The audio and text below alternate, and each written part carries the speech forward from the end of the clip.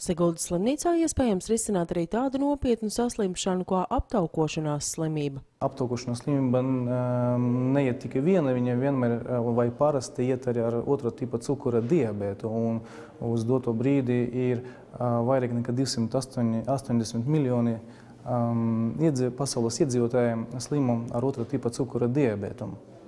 Un šis abas problēmas vai to savienojumu vai arī atsevišķu aptaukošanas slimību mēs risinām šeit, Siguldas slimnīcā. To, vai cilvēkam ir liekais svars, var noteikt, aprēķinot ķermeņa masas indeksu, kad savs svars jādala ar garumu kāpinātu kvadrātā. Slimība sākas no ķermeņa masas indeksa, kas ir virs 30. Un tad ir pirmā pakāpe līdz 35. ķermeņa masas indeks, otrā pakāpe no 35 līdz 40 un trešā pakāpe no 40 uz augšu.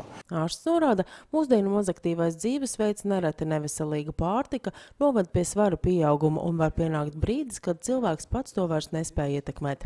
Un te var palīdzēt bariatriskā ķirurģija. Tiek taisīta operācija ar maziem griezieniem, ko mēs saucam par laparoskopisku ķirurģiju. Tiek aiztikti divi mērķa organi, tas ir kuņģis un tieva zarna, kas ir atbildīgi par ēšanas procesa.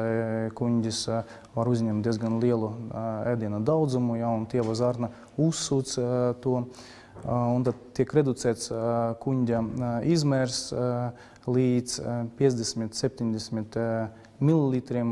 Kuņģis praktiski no pusotru litra tiek samazināts uz mazo kuņģi, kas ir 50 mililitri. Līdz ar to tiek samazināts apjoms, cilvēks nevar apēst lielu daudzumu, un arī samazināta pa trešdaļu aptuveni uzsukšanas spēja. Cilvēks nevar visu uzsukt, ko viņš ir apēdis.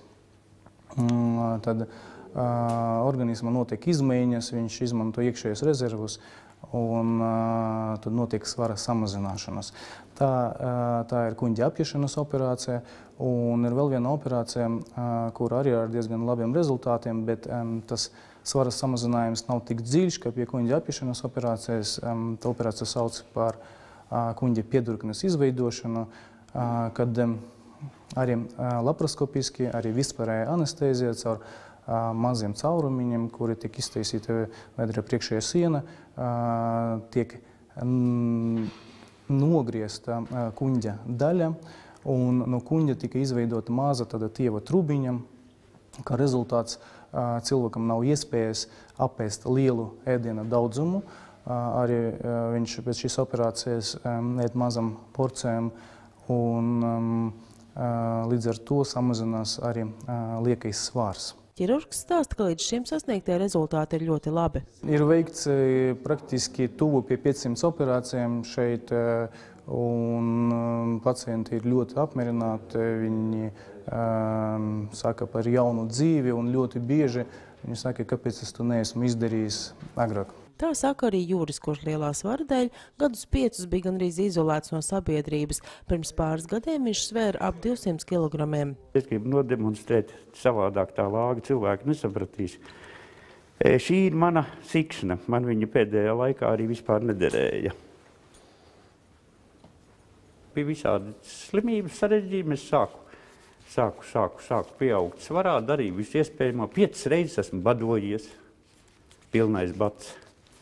Tā tad, uz laiku palīdzēja, pēc tam ne, un, ar gadiem kļuva aizvien smagāks un smagāks. Un tad es sapratu, ka izejas vairs nav.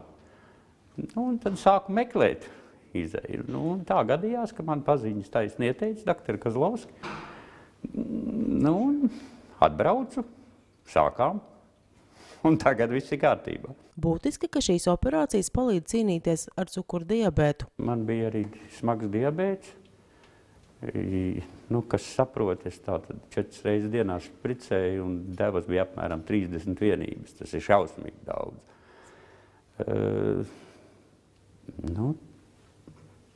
Pēc apmēram pusotru mēnešu, 2. Pēc operācijas man praktiski vairs insulīnu nevajag. Un tā, kad es saku, apmēram pusotru gadu es neesmu pat lietojis. Es regulēju, kontrolēju. Ja?